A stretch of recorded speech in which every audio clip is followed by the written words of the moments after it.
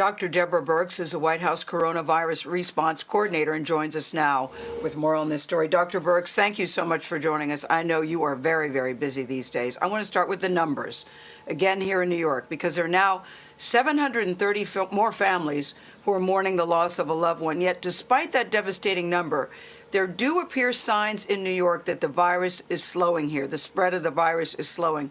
What is the data showing you all? And what does that mean for other states?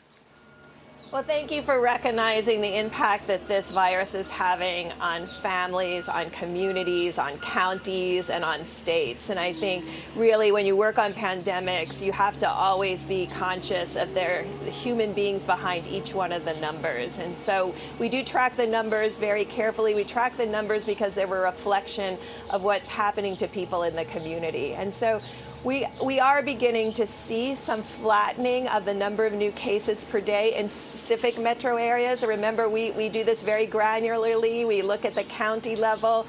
We triangulate testing data with case data, with hospitalizations, with ICU use, and certainly with the deaths that are occurring to really get a full picture of what's happening community by community. The CDC, we're hearing, is reportedly considering easing the guidelines for workers in critical jobs if they're asymptomatic. What can you tell us about that?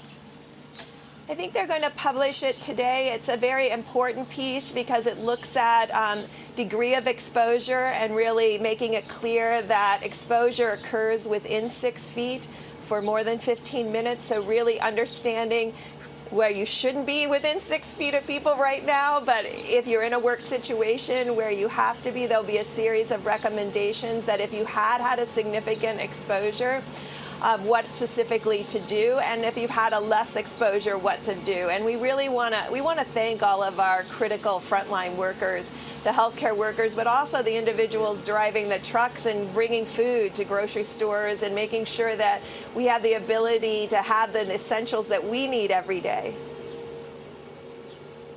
I would imagine you don't want to step into this controversy that the president apparently has created where he's blasted the WHO. Does he have a point for blaming them for what he says for spreading the virus? Does he have a point?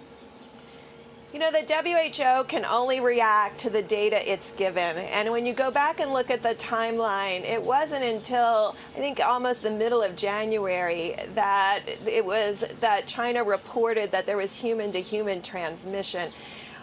We have to really investigate reporting and how the reports were received there. I think it did delay the ability to declare this a global pandemic and emergency.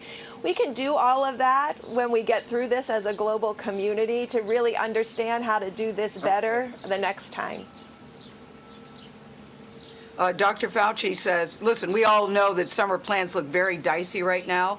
But Dr. Fauci said something that I think was encouraging to a lot of parents, that he thinks schools will be able to go back in session in the fall. Do you see that as well?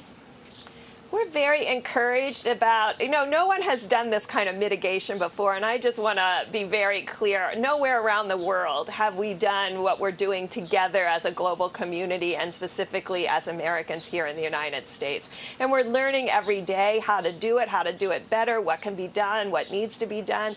All of this was theoretic until we really started to see the incredible impact of mitigation in California and Washington State, and beginning to see those early shoots of success of mitigation in the large metro areas. So these are what we're learning from. We'll learn also very clearly what happens in China now that they've opened things back up. We're watching that very closely.